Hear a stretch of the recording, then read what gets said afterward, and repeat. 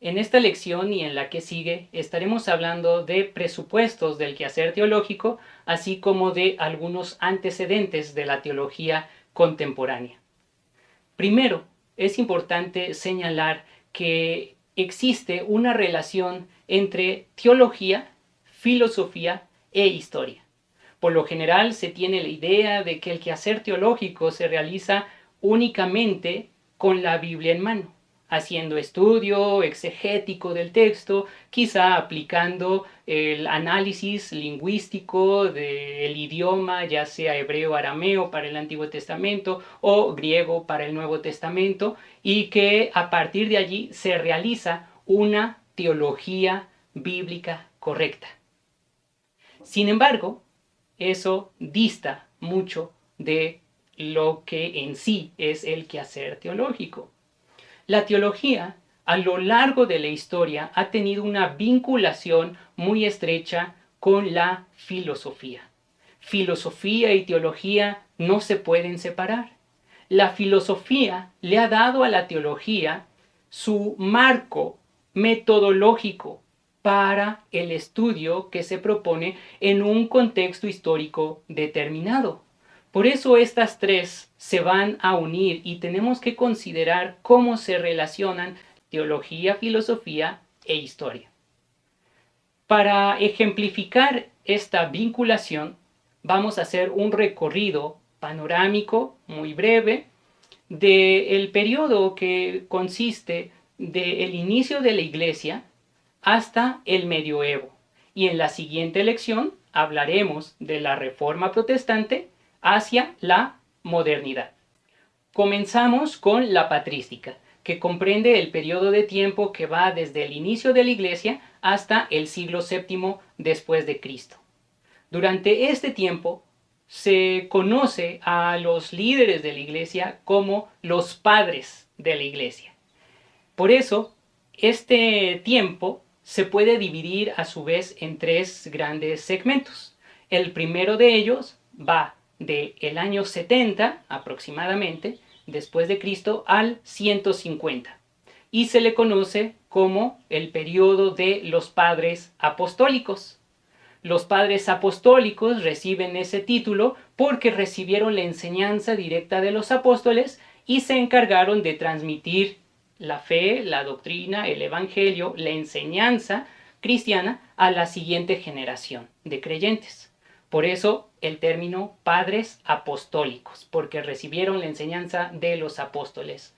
Entre ellos tenemos grandes obras muy importantes que nos llevan a conocer mejor cómo era el culto de la iglesia. Por ejemplo, la Didaché, que nos habla sobre la liturgia y la disciplina eclesial.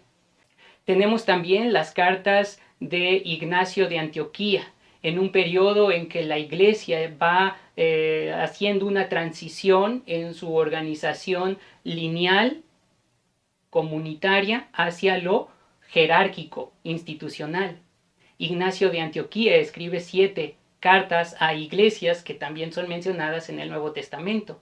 La epístola también de San Policarpo de Esmirna a los filipenses. O se tienen otras obras como El Pastor de Hermas, que es una obra apocalíptica. Tenemos también la epístola de Bernabé y la epístola de Clemente de Roma a los Corintios, donde se muestra allí ya un cierto tipo de autoridad de la Iglesia de Roma sobre las demás. Posteriormente tenemos los padres apologistas, que van del 150 al 300 después de Cristo. Ellos se dedicaron a defender la fe, por eso el término apologistas. En un contexto en que el cristianismo había ido expandiéndose. En ese contexto, los cristianos empezaron a recibir críticas, por un lado, del pueblo, del vulgo, y críticas, sobre todo, políticas y filosóficas. Se entra en debate ya con la cultura, la filosofía y la política del momento. Y estos líderes cristianos tuvieron que dar respuesta de la fe en ese nuevo contexto, además de las persecuciones esporádicas que había en ese periodo de tiempo. Después del 300 en adelante, tenemos los padres teólogos. Ya en un contexto de calma, de tranquilidad, se pudieron dar a la reflexión teológica. En el 325 se tiene el primer concilio ecuménico realizado en Nicea. A partir de allí, en los siguientes concilios, Éfeso, Calcedonia, Constantinopla, se van a desarrollar los dogmas de la Iglesia que todo creyente admite y que incluso hoy nos apegamos a esos estatutos doctrinales o estas confesiones de fe. Por eso es importante conocer que durante ese periodo el marco filosófico para hacer teología fue el platonismo. Platón había influido muchísimo en su época con un pensamiento dualista. Y ese pensamiento dualista se puede observar también en las obras de los padres de la Iglesia, porque reflexionaron su fe en un contexto helenístico que tenía como punto de partida esa filosofía platónica. Por eso las categorías que van a emplear los teólogos de esos 7 siglos van a ser platónicas. Y ahí vemos entonces la vinculación entre teología, filosofía e historia. Se responde teológicamente a un contexto determinado en un marco filosófico muy específico. Se puede evidenciar esto muy claramente en 2 grandes autores.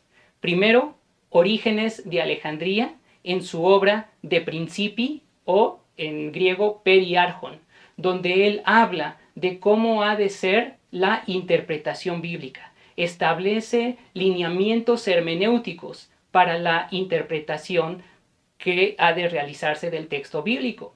Y en esos principios se puede observar cierto dualismo que es resultado del planteamiento filosófico platónico.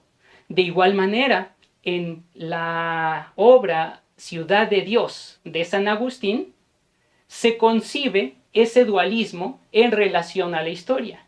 Allí San Agustín presenta una distinción entre la ciudad celeste, la ciudad de arriba, que es la Nueva Jerusalén, y la ciudad terrenal, que es Roma, en un momento histórico en el cual el Imperio Romano está en decadencia. Y él presenta entonces una noción teológica de la historia dualista, que también tiene que ver con esa influencia filosófica platónica. A partir del siglo VII después de Cristo hasta 1500 tenemos el periodo escolástico. Durante ese periodo se concentró el quehacer teológico en definir la relación entre fe y razón, no oponiéndolas, sino especificando cómo se relacionan entre sí. Y ahí vamos a encontrar 2 posturas contrarias. Por un lado, la de San Anselmo de Canterbury. Este teólogo va a considerar que primero viene la fe y luego sigue la razón. Es decir, una vez que se ha creído, se va a profundizar en aquello que se ha creído. Por otro lado, Santo Tomás de Aquino explicaría lo contrario. Primero viene la razón y luego la fe. La razón antecede a la fe. Con ese punto de vista, lo que él estaba especificando era que tenía que haber una comprensión de lo más esencial del Evangelio. Y a partir de esa comprensión se suscita la fe, no como algo propio, sino totalmente divino. Pero en su marco de acercamiento, la razón tiene primacía sobre la fe. 2 diferentes propuestas.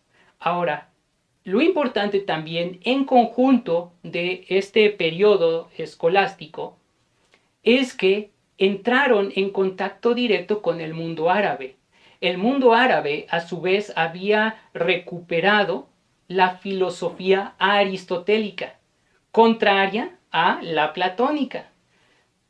Platón presentaba como punto principal en su esquema filosófico el mundo de las ideas, en contraste a el mundo sensible. Para Platón lo más importante era la razón, era la idea, el concepto. No se podía fiar de los sentidos porque estos eran engañosos. Por su parte, Aristóteles señalaba, se puede llegar a la comprensión de las cosas únicamente a partir de los sentidos.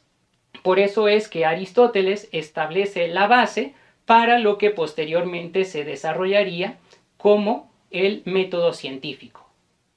Observación, formulación de hipótesis, experimentación, evaluación de resultados y viene ese ciclo una y otra vez hasta precisar la respuesta. El mundo árabe, habiendo retomado el aristotelismo, se desarrolló plenamente en diferentes ramas del saber: medicina, aritmética, álgebra, física, y entra en contacto con el mundo cristiano. Los cristianos, por lo tanto, también tienen que conocer esa filosofía aristotélica para establecer un diálogo y dar respuesta de la fe, que es precisamente lo que hicieron los escolásticos durante el periodo medieval. Así vemos nuevamente la relación entre teología, filosofía e historia. Lo seguiremos examinando en la siguiente lección, concentrándonos en la Reforma Protestante y la modernidad, para entonces, ahora sí, comenzar con nuestro recorrido por la teología contemporánea. Nos vemos a la que sigue. Gracia y paz.